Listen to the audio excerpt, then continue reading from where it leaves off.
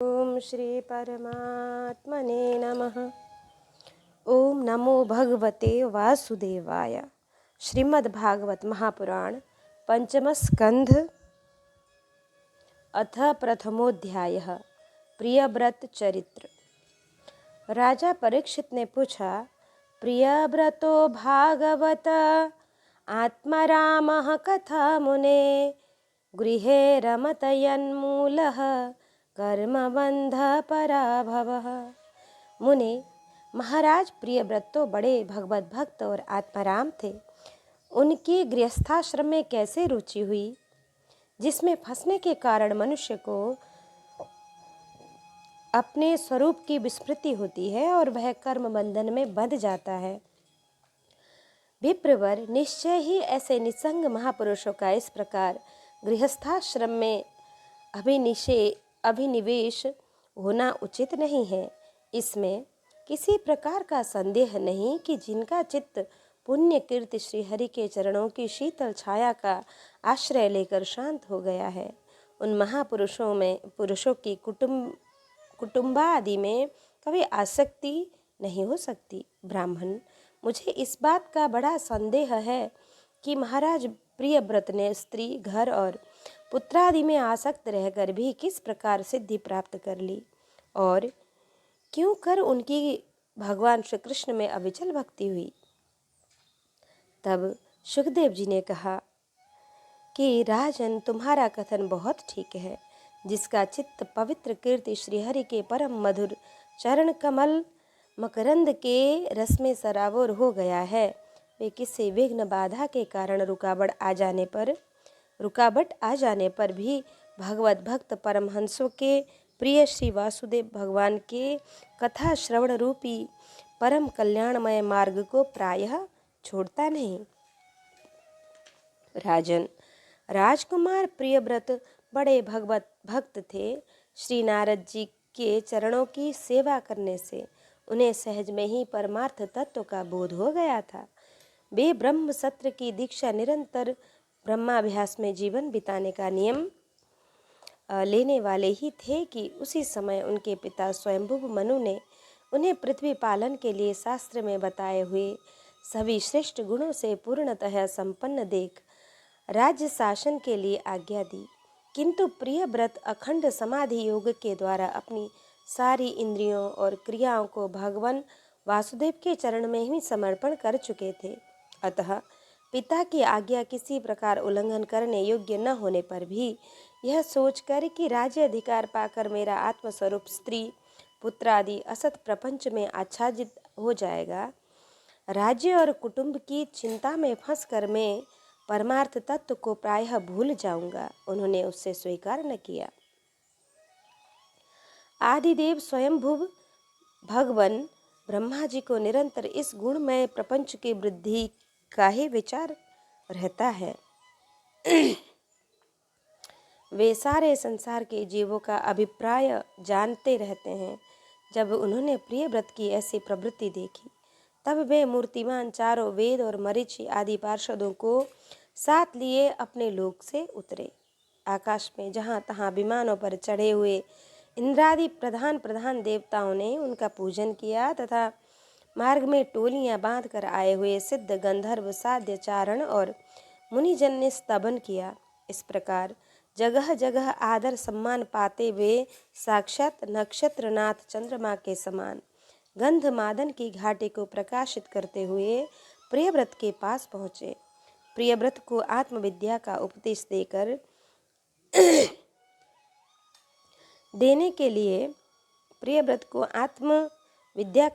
देने के लिए वहाँ नारद जी भी आए हुए थे।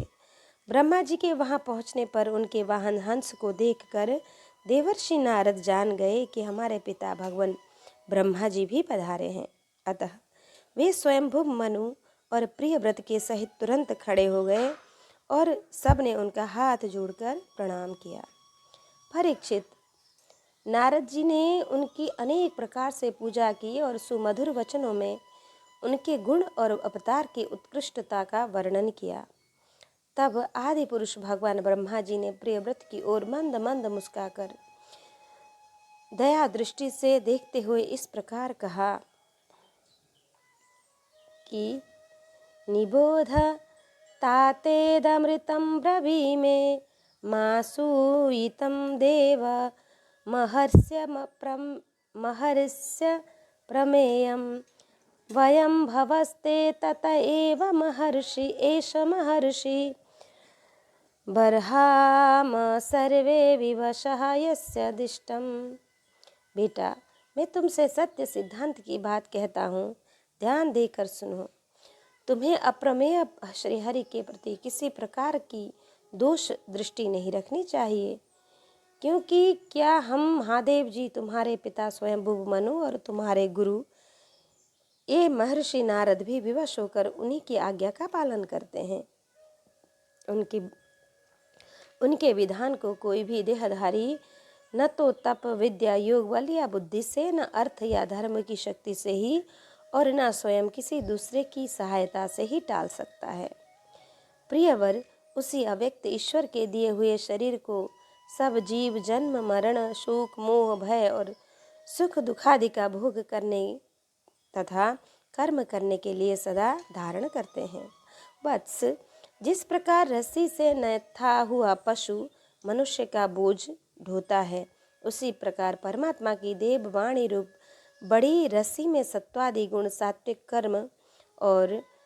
सात्विक आदि कर्म और उनके ब्रह्मांडादि वाक्यों की मजबूत डोरी से जकड़े हुए हम सब लोग उन्हीं के इच्छा अनुसार कर्म में लगे रहते हैं और उनके द्वारा उनकी पूजा करते हैं। हमारे गुण और कर्मों के अनुसार प्रभु ने हमें जिस योनि में डाल दिया है, उसी को स्वीकार करके वे जैसे व्यवस्था करते हैं, उसी के अनुरूप हम सुख या दुख भोगते रहते हैं। हमें उनकी इच्छा का उसी प्रकार अनुसरण करना पड़ता है जैसे किसी अंधे को आँख वाले के पुरुष का।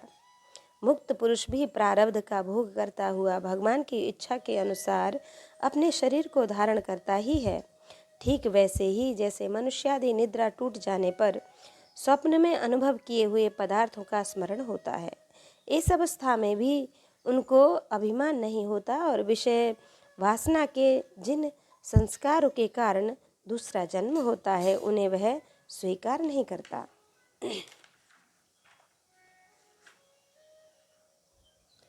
जो पुरुष इंद्रिय के वशीभूत है, वन वन में विचरण करता रहे, तो उसे जन्म मरण भय बना ही रहता है, क्योंकि बिना जीते हुए मन और इंद्रिय रूपी उसके 6 शत्रु कभी उसका पीछा नहीं छोड़ते। जो बुद्धिमान पुरुष इंद्रियों को जीतकर अपनी आत्मा में ही रमण करता है, उसका गृहस्थाश्रम भी क्या बिगाड़ सकता है। जिसे इन 6 शत्रुओं को जीतने की इच्छा हो, वह पहले घर में रहकर ही उनका अत्यंत निरोध करते हुए उन्हें वश में करने का प्रयत्न करे। किले में सुरक्षित रहकर लड़ने वाला राजा अपने प्रबल शत्रुओं को भी जीत लेता है। फिर जब इन शत्रुओं का बल अत्यंत क्षीण हो जाए, तब विद्वान पुरुष इच्छा अनुसार विचर सकता है। तुम यद्यपि श्री कमलनाभ भगवान के चरण कमल की कली रूप किले के आश्रित रहकर इन 6 शत्रुओं को जीत चुके हो, तो भी पहले उन पुराण पुरुष के दिए हुए भोगों को भोगो, उसके बाद निसंग होकर अपने आत्मस्वरूप में स्थित हो जाना। श्री सुखदेव जी कहते हैं, जब त्रिलोकी के गुरु श्री ब्रह्मा जी ने इस प्रकार कहा, तो परम भागवत प्रियव्रत ने छोटे होने के कारण नम्रता से सिर झुका लिया और जो आज्ञा ऐसा कहकर बड़े आदर पूर्वक उनका आदेश शिरोधार्य किया। तब स्वयंभुव मनु ने प्रसन्न होकर भगवान ब्रह्मा जी की विधिवत पूजा की। इसके पश्चात वे मन और वाणी के अविषय अपने आश्रय तथा सर्व व्यवहारातीत पर ब्रह्म का चिंतन करते हुए अपने लोक को चले गए। इस प्रकार प्रियव्रत और नारद जी सरल भाव से उनकी ओर देख रहे थे। मनु जी ने इस प्रकार ब्रह्मा जी की कृपा से अपना मनोरथ पूर्ण हो जाने पर देवर्षि नारद की आज्ञा से प्रियव्रत को संपूर्ण भूमंडल की राज्यभार सौंप दिया और स्वयं विषय रूपी विषैले जल से भरे हुए गृहस्थाश्रम रूपी दुस्तर जलाशय की भोगिक्षा से निवृत्त हो गए।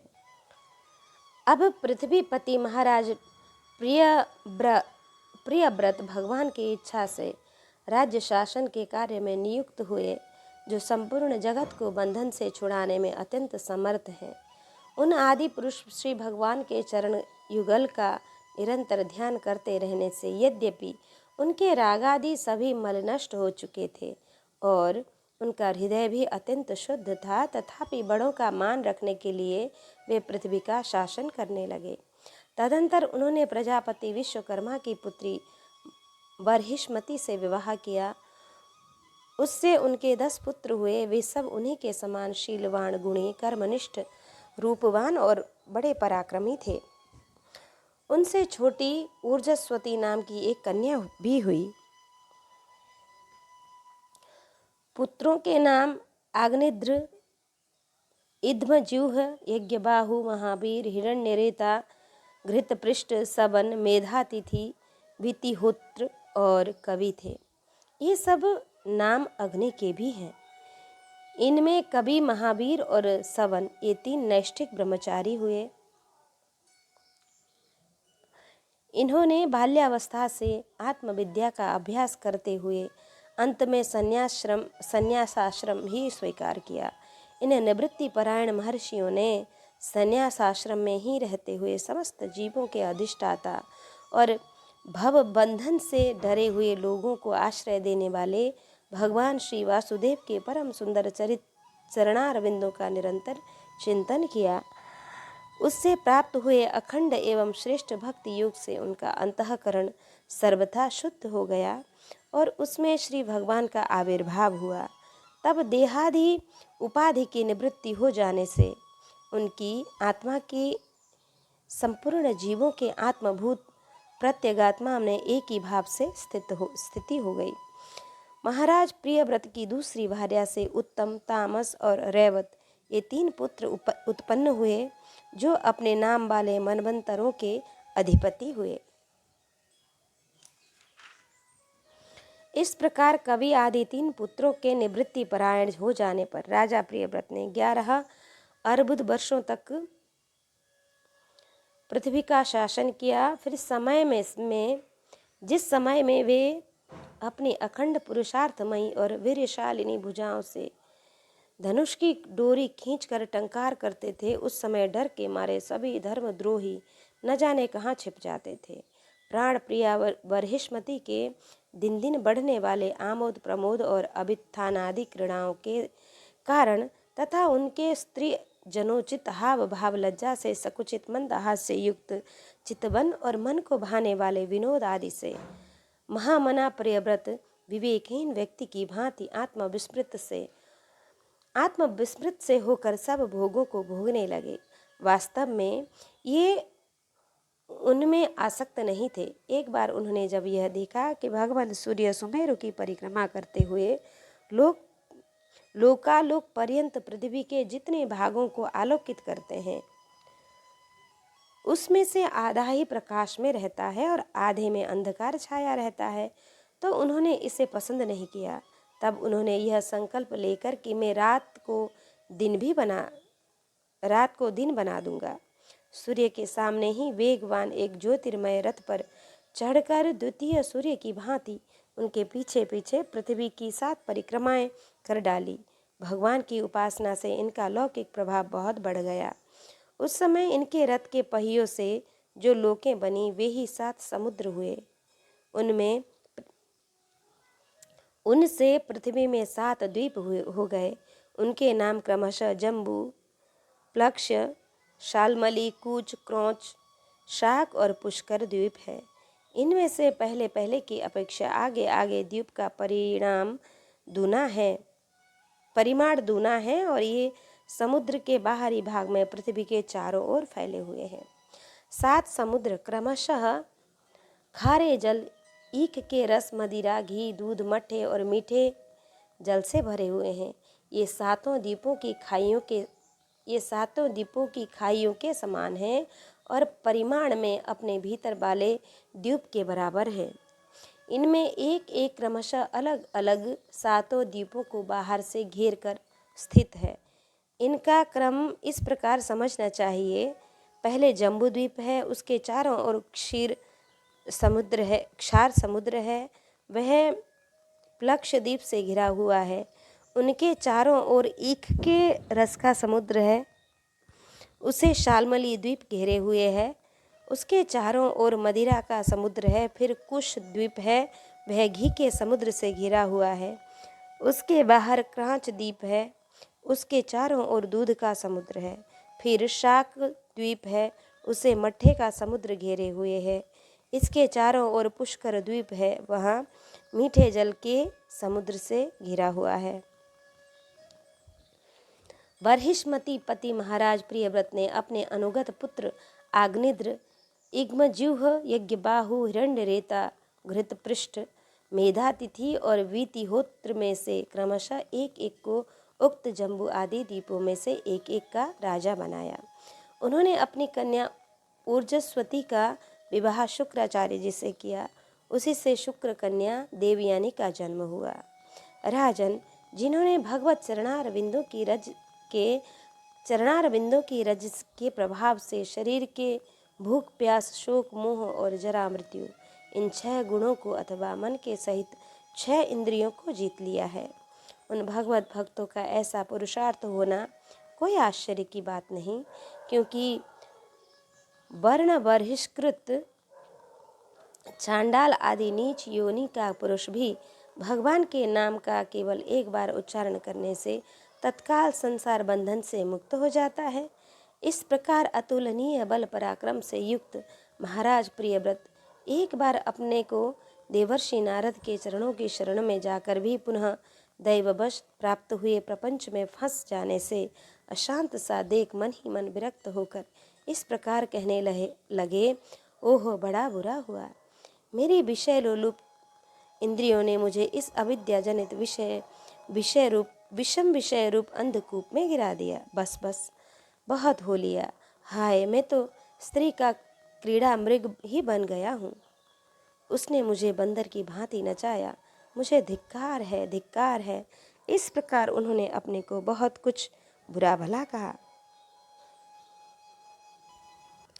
परमाराध्य श्री हरि की कृपा से उनकी विवेक वृत्ति जागृत हो गई। उन्होंने यह सारी पृथ्वी यथा योग्य अपने अनुगत पुत्रों को बांट दी और जिसके साथ उन्होंने तरह तरह के भोग भोगे थे, उस अपनी राजरानी को साम्राज्य लक्ष्मी के सहित मृतदेह के समान छोड़ दिया तथा हृदय में वैराग्य धारण कर भगवान की लीलाओं का चिंतन करते हुए उसके प्रभाव से श्री नारद जी के बतलाए हुए मार्ग का पुनः अनुसरण करने लगे। महाराज प्रियव्रत के विषय में निम्नलिखित लोकोक्ति प्रसिद्ध है। राजा प्रियव्रत ने जो कर्म किए उन्हें सर्वशक्तिमान ईश्वर के सिवा और कौन कर सकता है। उन्होंने रात्रि के अंधकार को मिटाने का प्रयत्न करते हुए अपने रथ के पहियों से बनी हुई लीकों से ही 7 समुद्र बना दिए, प्राणियों के सुविधे के लिए, जिससे उनमें परस्पर झगड़ा न हो। द्वीपों के द्वारा पृथ्वी के विभाग किए और प्रत्येक द्वीप में अलग अलग नदी, पर्वत और वन आदि से उसकी सीमा निश्चित कर दी। वे भगवत भक्त नारद जी के प्रेमी भक्त थे। उन्होंने पाताल लोक के, देवलोक के, मर्त्यलोक के तथा कर्म और योग की शक्ति से प्राप्त हुए ऐश्वर्य को भी नरक तुल्य समझा था। इति श्रीमद्भागवते महापुराणे पारमहंस्यां संहितायां पंचमस्कन्धे प्रियव्रत विजये प्रथमोऽध्यायः। अथ द्वितीयोऽध्याय आग्निध्र चरित्र। अथ द्वितीयोऽध्याय आग्निध्र चरित्र। श्री सुखदेव जी कहते हैं, पिता प्रियव्रत के इस प्रकार तपस्या में संलग्न हो जाने पर राजा आग्निध्र उनकी आज्ञा का अनुसरण करते हुए जम्बूद्वीप की प्रजा का धर्मानुसार पुत्रपद पालन करने लगे। एक बार वे पितृलोक की कामना से सतपुत्र प्राप्ति के लिए पूजा की सब सामग्री जुटाकर सुर सुंदरियों के क्रीड़ा स्थल मंदराचल की एक घाटी में गए और तपस्या में तत्पर होकर एकाग्र चित्त से प्रजापतियों के पति श्री ब्रह्मा जी की आराधना करने लगे। आदिदेव भगवान ब्रह्मा जी ने उनकी अभिलाषा जान ली, अतः अपनी सभा की गायिका पूर्वचित्ती नाम की अप्सरा को उनके पास भेज दिया। आग्निद्र जी के आश्रम के पास एक अति रमणीय उपवन था। वह अप्सरा उसी में विचरने लगी। उस उपवन में तरह तरह के सघन तरुबरों की शाखाओं का स्वर्ण लताएं फैली हुई थी। उन पर बैठे हुए मयूर आदि कई प्रकार के स्थलचारी पक्षियों के जोड़े सुमधुर बोली बोल रहे थे। उसकी षड्जती स्वर युक्त ध्वनि सुनकर सचेत हुए जल कुटकुट, कारंडव एवं कलहंस आदि जल पक्षी भांति भांति से कूजने लगते थे। इससे वहाँ के कमल वन से सुशोभित निर्मल सरोवर गूंजने लगे थे। पूर्व चित्त की विलासपूर्ण सुललित गतिविधि और पाद विन्यास की शैली से पद पद पर उसके चरण नूपुरों की झनकार हो उठती थी। उनकी मनोहर धुनी सुनकर राजकुमार आग्निद्र ने समाधि योग द्वारा मुधे हुए अपने कमल कली के समान सुंदर नेत्रों को कुछ कुछ खोल कर देखा तो पास ही उन्हें वह अप्सरा दिखाई दी। वह भ्रमरी के समान एक एक फूल के पास जाकर उसे सूंघती थी तथा देवता और मनुष्य के मन और नयनों को आह्लादित करने वाली अपनी विलासपूर्ण गति, क्रीड़ा, चापल्य, लज्जा एवं विनययुक्त चितवन, सुमधुर वाणी तथा मनोहर अंगावयवों से पुरुषों के हृदय में कामदेव के प्रवेश के लिए द्वार सा बना देती थी। जब वह हंस हंस कर बोलने लगती तब ऐसा प्रतीत होता मानो उसके मुख से अमृतमय मादक मधु झर रहा हो।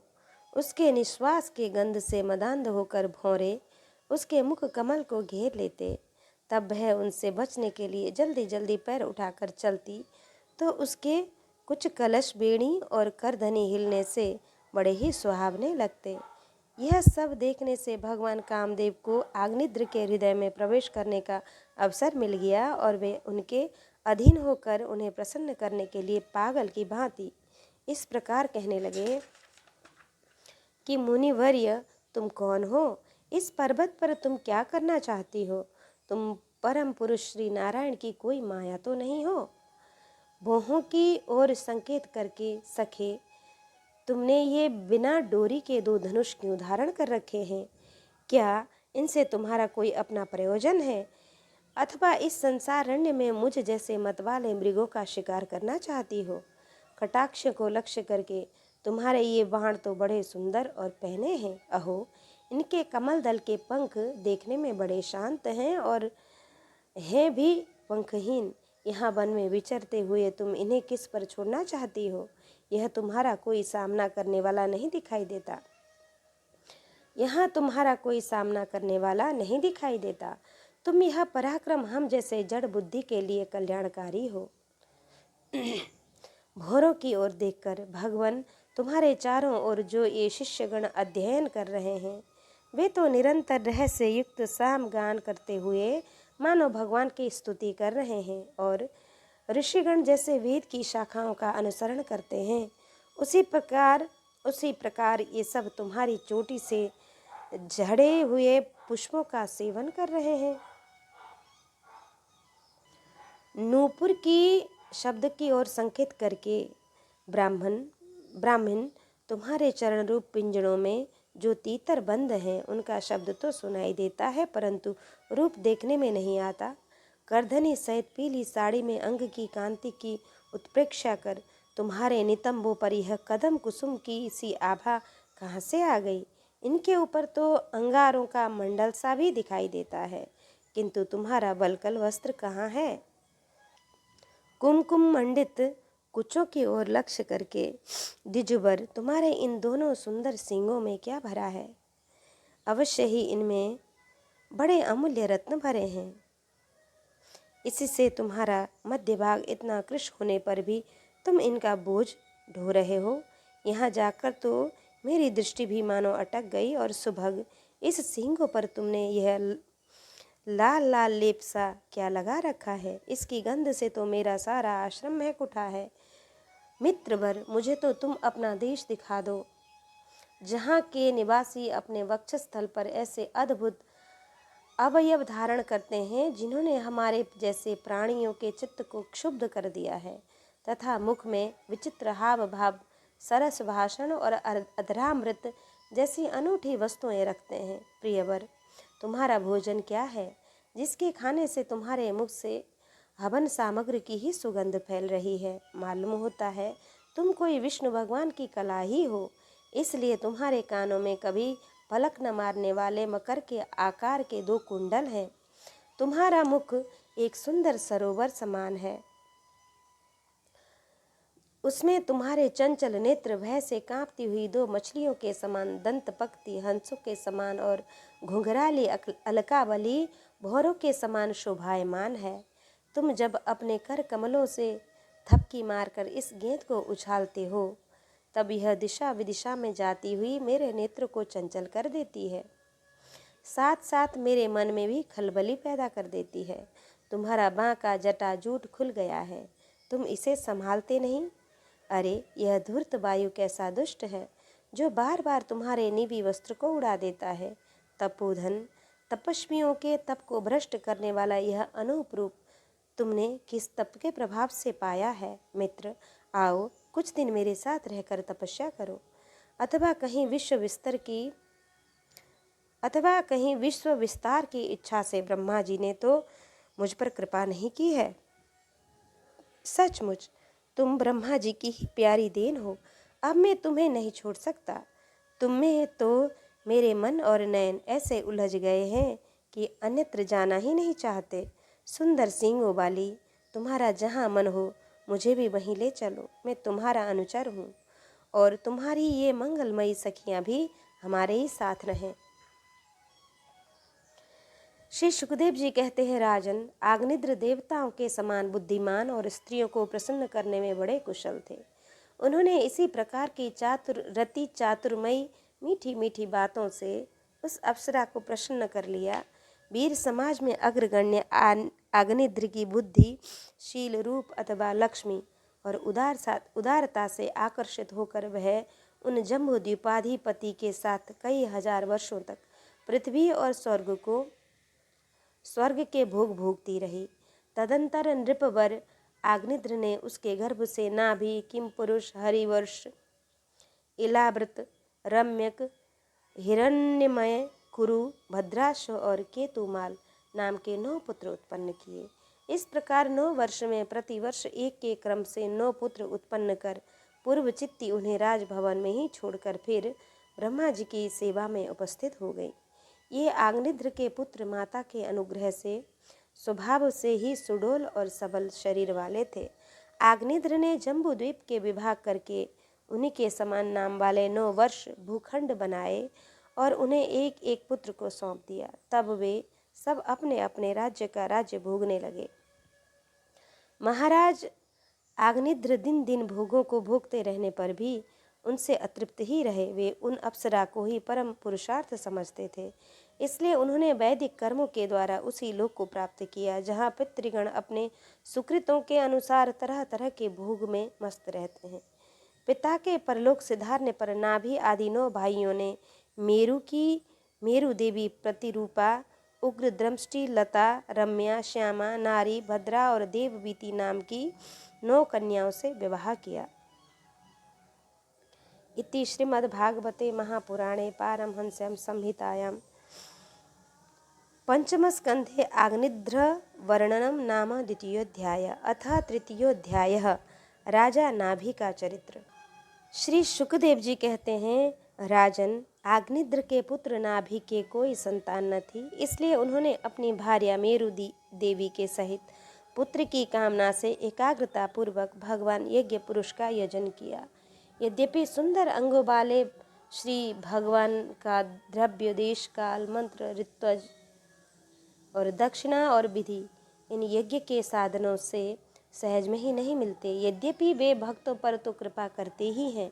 इसलिए जब महाराज नाभि ने श्रद्धापूर्वक विशुद्ध भाव से उनकी आराधना की, तब उनका चित्त अपने भक्त का अभिष्ट कार्य करने के लिए उत्सुक हो गया। यद्यपि उनका स्वरूप सर्वथा स्वतंत्र है, तथापि उन्होंने प्रवर्ग्य कर्म का अनुष्ठान होते समय उसे मन और नयनों को आनंद देने वाले अवयवों से युक्त अति सुंदर हृदयाकर्षक मूर्ति में प्रकट किया। उनके श्री अंग में रेशमी पीताम्बर था, वक्षस्थल पर सुमनोहर श्रीवत्स चिन्ह शोभित था, भुजाओं में शंख चक्र गदा पद्म आदि, गले में वनमाला और कौस्तुभ मणि की शोभा थी। संपूर्ण शरीर अंग प्रत्यंग की कांति को बढ़ाने वाले किरण जाल मंडित मणिमय मुकुट, कुंडल, कंकण, करधनी, हार, बाजूबंद और नुपुर आदि आभूषणों से विभूषित था। ऐसे परम तेजस्वी चतुर्भुज मूर्ति पुरुष विशेष को प्रकट हुआ देख ऋत्वज सदस्य और यजमान आदि सभी लोग ऐसे आह्लादित हुए जैसे निर्धन पुरुष अपार धनराशि पाकर फूला नहीं समाता।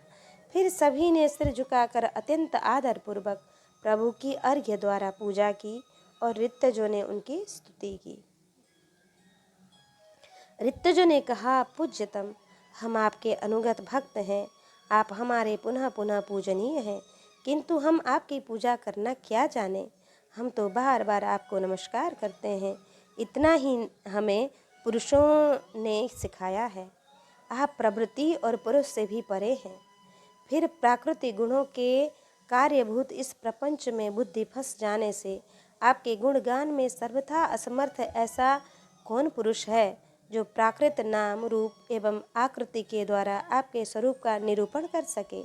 आप साक्षात परमेश्वर हैं। आपके परम मंगलमय गुण संपूर्ण जनता के दुखों का दमन करने वाले हैं। यदि कोई उन्हें वर्णन करने का साहस भी करेगा तो केवल उनके एक देश का ही वर्णन कर सकेगा। किंतु प्रभु, यदि आपके भक्त प्रेम गदगद वाणी से स्तुति करते हुए सामान्य जल, विशुद्ध पल्लव, तुलसी और धूप के अंकुर आदि सामग्री से ही आपकी पूजा करते हैं तो भी आप सब प्रकार संतुष्ट हो जाते हैं।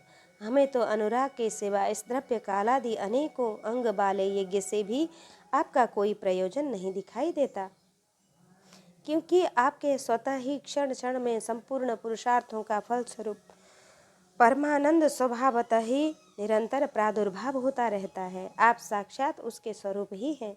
इस प्रकार यद्यपि आपको इन यज्ञादि से कोई प्रयोजन नहीं है, तथापि अनेक प्रकार की कामनाओं की सिद्धि चाहने वाले हम लोगों के लिए तो मनोरथ सिद्धि का पर्याप्त साधन यही होना चाहिए। यदि ब्रह्मादि परम पुरुषों की अपेक्षा भी परम श्रेष्ठ हैं, हम तो यह भी नहीं जानते कि हमारा परम कल्याण किसमें है और न हमसे आपकी यथोचित पूजा ही बन पाती है। तथापि जिस प्रकार तत्वज्ञ पुरुष बिना बुलाए भी केवल करुणावश अज्ञानी पुरुषों के पास चले जाते हैं, उसी प्रकार आप भी हमें मोक्ष संज्ञक अपना परम पद और हमारी अभिष्ट वस्तुएं प्रदान करने के लिए अन्य साधारण यज्ञ दर्शनों के समान यहाँ प्रकट हुए हैं। पूज्यतम, हमें सबसे बड़ा वर तो आपने यही दे दिया कि ब्रह्मादि समस्त वरदायकों में श्रेष्ठ होकर भी आप राजर्षि नाभि की इस यज्ञशाला में साक्षात हमारे नेत्रों के सामने प्रकट हो गए। अब हम और वर क्या मांगे। प्रभु, आपके गुणगानों का गान परम मंगलमय है। जिन्होंने वैराग्य से प्रज्वलित हुई ज्ञानाग्नि के द्वारा अपने अंतःकरण के राग द्वेषादि संपूर्ण मलों को जला डाला है, अतएव जिनका स्वभाव आपके ही समान शांत है, वे आत्माराम मुनिगण भी निरंतर आपके गुणों का गान ही किया करते हैं। अतः हम आपसे यही वर मांगते हैं कि गिरने, ठोकर खाने, छींकने अथवा जमाई लेने और संकट आदि के समय एवं ज्वर और मरणादि की अवस्था में आपका स्मरण न हो सकने पर भी किसी प्रकार आपके सकल कलिमल विनाशक भक्त वत्सल दीन बंधु आदि गुणोद्योतक नामों का हम उच्चारण कर सकें। इसके सिवा कहने योग्य न होने पर भी एक प्रार्थना और है। आप साक्षात परमेश्वर हैं। स्वर्ग अपवर्ग आदि ऐसी कोई वस्तु नहीं है जिसे आप न दे सकें। तथापि जैसे कोई कंगाल किसी धन लुटाने वाले परम उदार पुरुष के पास पहुंचकर भी उससे भूसा ही मांगे, उसी प्रकार हमारे यजमान ये राजर्षि नाभि संतान को ही परम पुरुषार्थ मानकर आपके ही समान पुत्र पाने के लिए आपकी आराधना कर रहे हैं। यह कोई आश्चर्य की बात नहीं है। आपकी माया का पार कोई नहीं पा सकता और ना वह किसी के वश में ही आ सकती है। जिन लोगों ने महापुरुषों के चरणों का आश्रय नहीं लिया, उनमें ऐसा कौन है जो उसके वश में नहीं होता। उसकी बुद्धि पर उसका पर्दा नहीं पड़ा जाता और विषय रूप विष का वेग उसके स्वभाव को दूषित नहीं कर देता। देव देव, आप भक्तों के बड़े बड़े काम कर देते हैं। हम मंदमतियों के कामनावश इस तुच्छ कार्य के लिए आपका आवाहन किया, यह आपका अनादर ही है। किंतु आप समदर्शी हैं, अतः हम अज्ञानियों की इस दृष्टता को आप क्षमा करें। श्री सुखदेव जी कहते हैं, राजन, वर्षाधिपति नाभि के पूज्य ऋतजों ने प्रभु के चरणों की वंदना करके जब पूर्वोक्त स्तोत्र से स्तुति की, तब देव श्रेष्ठ श्री हरि ने करुणावश इस प्रकार कहा, ऋषियों, बड़े असमंजस की बात है। आप सब सत्यवादी महात्मा हैं। आपने मुझसे यह बड़ा दुर्लभ वर मांगा है कि राजर्षि नाभि के मेरे समान पुत्र हो। मुनियों, मेरे समान तो मैं ही हूँ, क्योंकि मैं अद्वितीय हूँ। तो भी ब्राह्मणों का वचन मिथ्या नहीं होना चाहिए। द्विज कुल मेरा ही तो मुख है। इसलिए मैं स्वयं ही अपनी अंश कला से आग्निद्र नंदन नाभि के यहाँ अवतार लूँगा, क्योंकि अपने समान मुझे कोई और दिखाई नहीं देता। सुखदेव जी कहते हैं, महारानी मेरु देवी के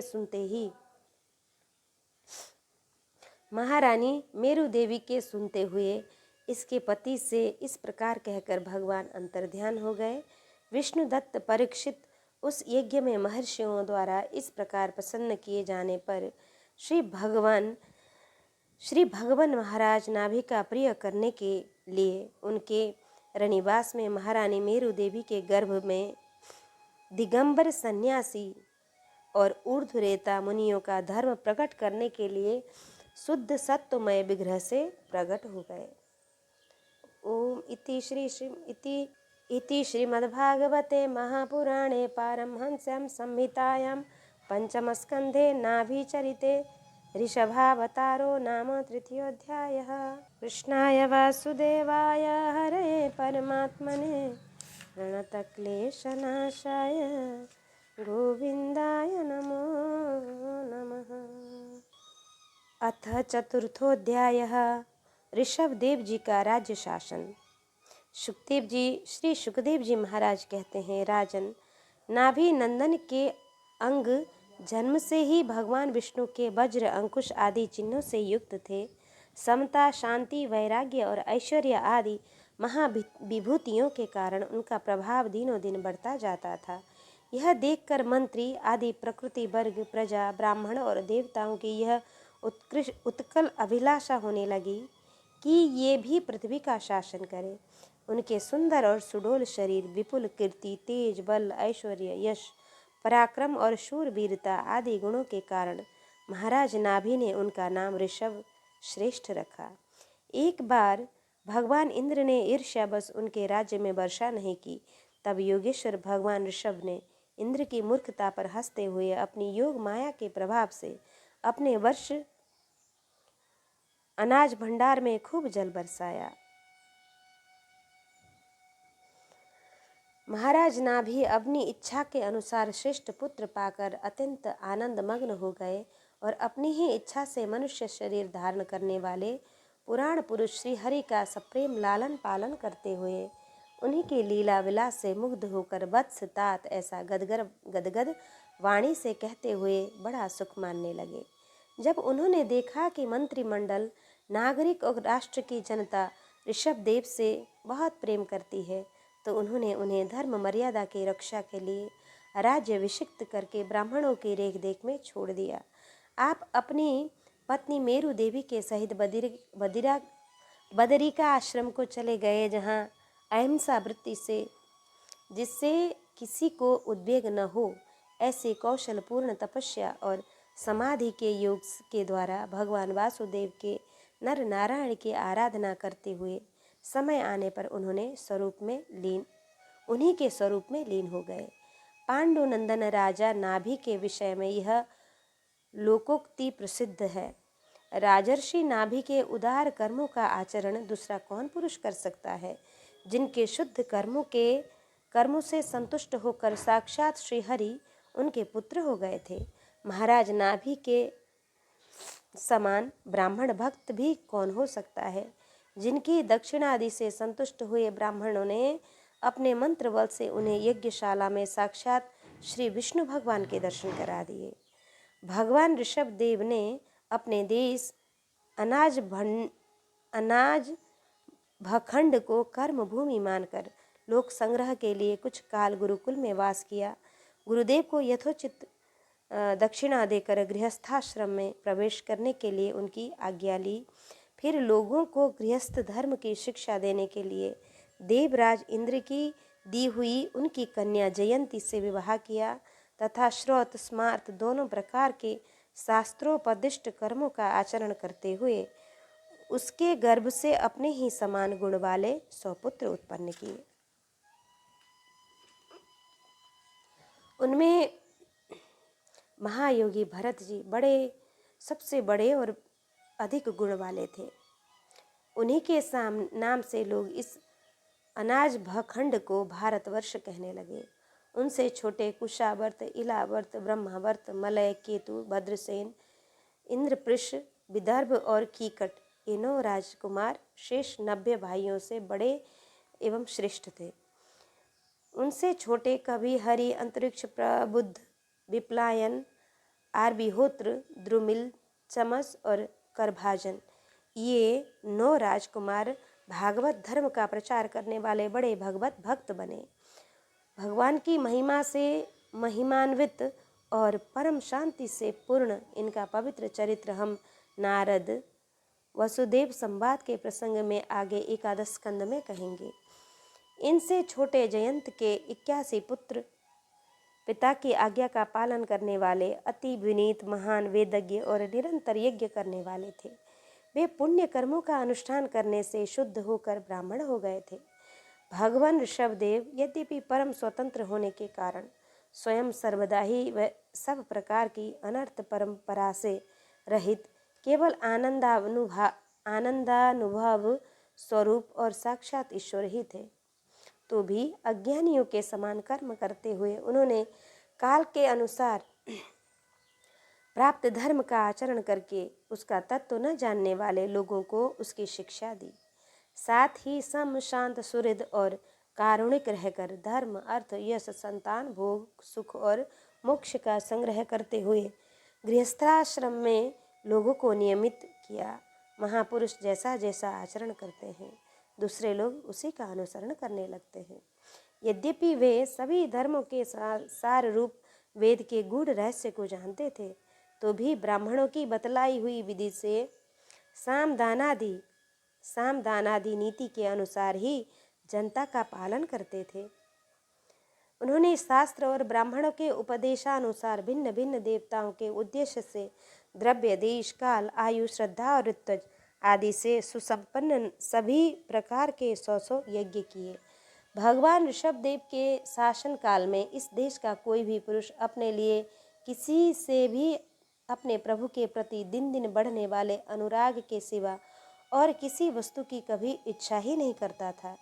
यही नहीं, आकाश सुकुमादि अविद्यमान वस्तु की भांति कोई किसी की वस्तु की ओर दृष्टिपात भी नहीं करता था। एक बार भगवान ऋषभदेव घूमते घूमते ब्रह्मवर्त देश में पहुँचे। वहाँ बड़े बड़े ब्रह्मर्षियों की सभा में उन्होंने प्रजा के सामने ही अपने समाहित चित्त तथा विनय और प्रेम के भार से सुसंयत पुत्र को शिक्षा देने के लिए इस प्रकार कहा। इति श्रीमद्भागवते महापुराणे पारमहंस्यां संहितायां पंचमस्कंधे चतुर्थोऽध्यायः। कृष्णाय वासुदेवाय हरे परमात्मने प्रणतक्लेशनाशाय गोविन्दाय नमो नमः।